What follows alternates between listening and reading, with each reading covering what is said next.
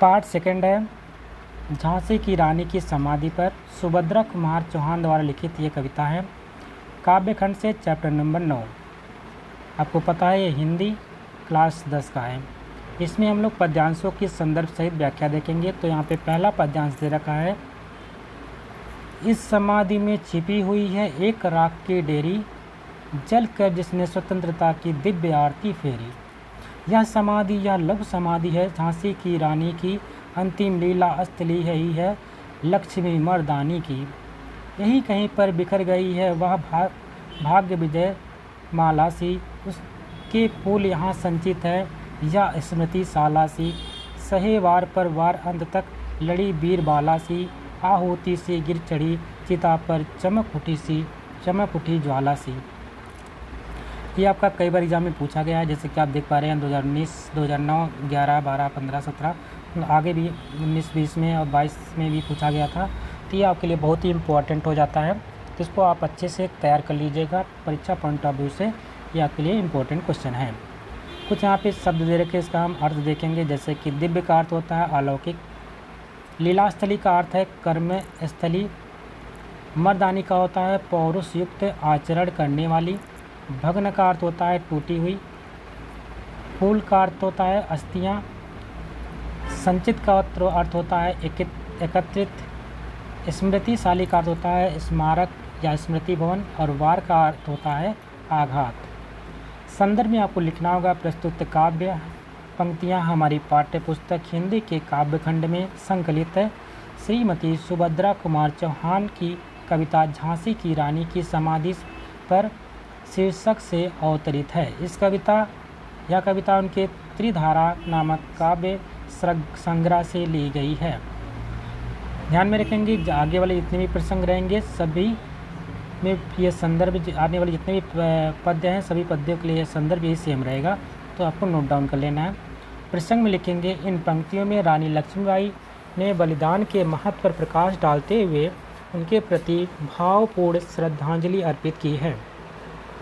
व्याख्या इस प्रकार से, यह रानी लक्ष्मीबाई की समाधि है। इसमें रानी के शरीर की राख है।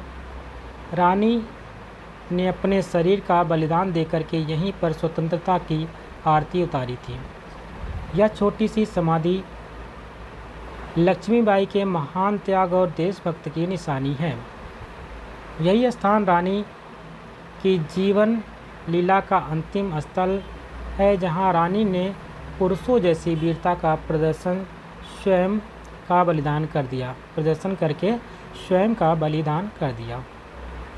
कवित्री कहती है कि अपनी समाधि के आसपास रानी लक्ष्मीबाई टूटी हुई विजयमाला के समान बिखर गई थी। युद्धभूमि में अंग्रेजी सेना के साथ बहादुरी से लड़ते हुए रानी के शरीर के अंग यहीं कहीं बिखर गए थे। इस समाधि में वीरांगना लक्ष्मीबाई की अस्थियां एकत्र कर रख दी गई हैं, जिससे कि देश की भावी पीढ़ी उनके गौरवपूर्ण त्याग बलिदान से प्रेरणा ले सके। कवित्री कहती है कि वीरांगना लक्ष्मीबाई अंतिम सांस तक शत्रुओं की तलवार के प्रहार सहती रहीं। जिस प्रकार यज्ञ कुंड में आहुति पड़ने से अग्नि प्रज्वलित होती है, उसी प्रकार रानी आत्म बलिदान से आज़ादी की आग चारों ओर फैला गई। रानी के इस महान त्याग ने अग्नि में आहुति का काम किया, जिससे लोग अधिक उत्साह से स्वतंत्रता संग्राम में भाग लेने लगे और रानी की कीर्ति चारों ओर फैल गई। काव्य सौंदर्य की बात की जाए तो कवित्री ने रानी लक्ष्मीबाई की वीरता और बलिदान की गौरव गाथा का गान किया है। भाषा यहाँ पे सरल और सुबोध खड़ी बोली है। शैली ओजपूर्ण आख्यानक गतिक गीति शैली है। रस यहाँ वीर रस है। छंद की बात करते हैं, तुकांत मुक्त छंद है।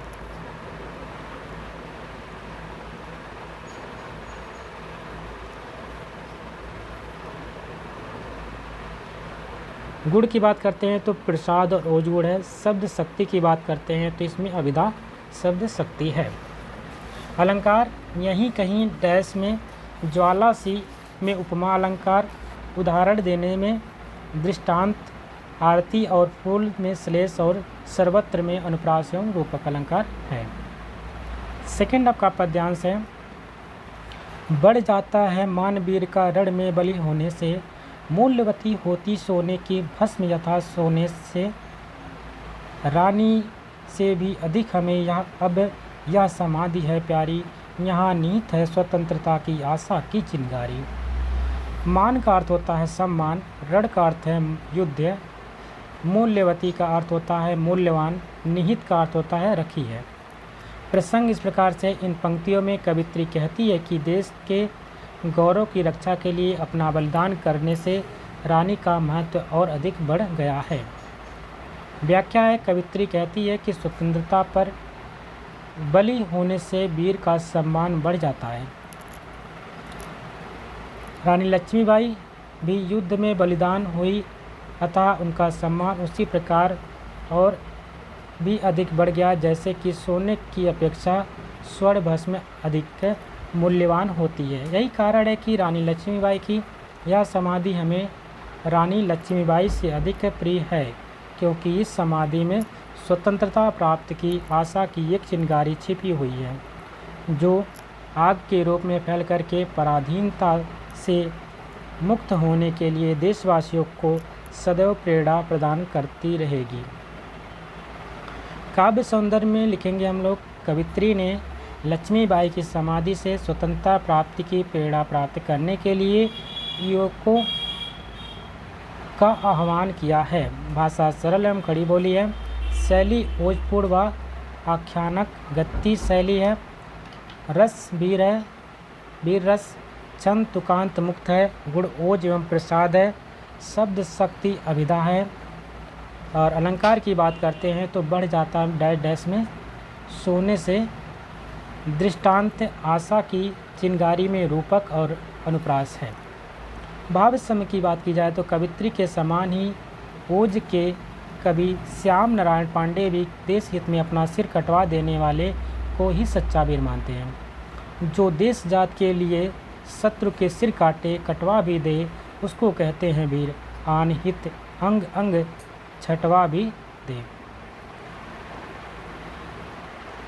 तीसरा पद्यांश शुरू होता है, इसमें भी इससे भी सुंदर समाधियाँ हम जग में हैं पाते, उनकी गाथा पर निशीथ में क्षुद्र जंतु ही गाते, पर कवियों की अमर गिरा में इसकी अमिट कहानी स्नेह और श्रद्धा से गाती है वीरों की बानी। बुंदेलो हर बेलो बोलो के मुख हमने सुनी कहानी, खूब लड़ी मर्दानी वह तो झांसी वाली रानी। यह समाधि या चिर समाधि झांसी की रानी की अंतिम लीला स्थली यही है लक्ष्मी मर्दानी की।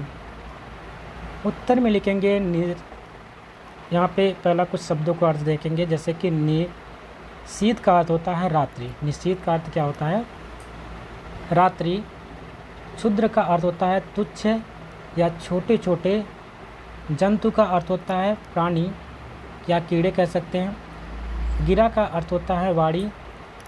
अमिट का अर्थ होता है कभी ना मिटने वाली, और बानी का अर्थ होता है बाड़ी। प्रसंग इस प्रकार से होगा, इन पंक्तियों में कवित्री ने लक्ष्मीबाई के समाधि को अन्य समाधियों से अधिक महत्वपूर्ण माना है। कवित्री कहती है कि संसार में रानी लक्ष्मीबाई की समाधि से भी सुंदर अनेक समाधियाँ बनी हुई हैं, परंतु उनका महत्व इस समाधि से कम ही है। उन समाधियों पर रात्रि में गीदड़, झिंगुर, छिपकली आदि क्षुद्र जंतु गाते रहते हैं, अर्थात वे समाधियाँ अत्यंत उपेक्षित हैं जिन पर तुच्छ जंतु निवास करते हैं। परंतु कवियों की अमरवाणी से रानी लक्ष्मीबाई की समाधि की कभी न समाप्त होने वाली कहानी गाई जाती है, क्योंकि रानी की समाधि के प्रति उनमें श्रद्धा भाव है और अन्य समाधियाँ ऐसी नहीं हैं। इस समाधि की कहानी को वीरों की वाणी बड़े प्रेम और श्रद्धा के साथ गाती है, अतः यह समाधि अन्य समाधियों की अपेक्षा अधिक महत्वपूर्ण और पूज्य है। मुंदेले और हर बोलो के मुख हमने यह गाथा सुनी है कि झांसी की रानी लक्ष्मीबाई पुरुषों की भांति बहुत वीरता से लड़ी। यह अमर समाधि उसी झांसी की रानी की है। यही उस वीरांगना की अंतिम कार्यस्थली है। काव्य सौंदर्य की बात करते हैं तो कवित्री ने रानी की समाधि के प्रति अपना श्रद्धा भाव व्यक्त किया है। भाषा सरल और साहित्यिक खड़ी बोली है। शैली आख्यानक, गीतिक और ओजपूर्ण शैली है। रस यहाँ पे वीर रस है। गुण प्रसाद और ओज, शब्द शक्ति, व्यंजना, अर्थ अलंकार सर्वत्र में पूरे में अनुप्रास अलंकार है। भावसम की बात किया जाए तो कला और कविता उन्हीं का गान करती है जो कि विलास समय मधुर बंसी के स्थान पर रणभेरी का घोर गंभीर गर्जन करते हैं। जो कविता ऐसा नहीं करती वह बाँझ स्त्री के समान है। कवि माखनलाल चतुर्वेदी ने कवित्रियों की भांति ही कवि और कविता के विषय में कहा है। क्या कहा है? या किसने कहा कला कविता सब बाँझ हुई, बल के प्रकाश की सुंदरता ही साँझ हुई। मधुरी बंसी रणभेरी का डंका हो, अब नौ तरुणाई पर किसको क्या शंका हो। अब इस शब्द थे माखनलाल चतुर्वेदी जी द्वारा। इससे पहला चैप्टर में माखनलाल चतुर्वेदी जी का पुष्प की अभिलाषा और जवानी के बारे में देखा था। तो ये आपका यहाँ पे प्रसंग जो होता है यहाँ पे कंप्लीट होता है। आशा करते हैं आपको वीडियो पसंद आएगी। यदि वीडियो पसंद आए इसको लाइक करिएगा, शेयर करिएगा और चैनल पे नए हैं तो चैनल को सब्सक्राइब भी कर लीजिएगा। मिलते हैं एक नए वीडियो में, तब तक के लिए नमस्कार, जय हिंद।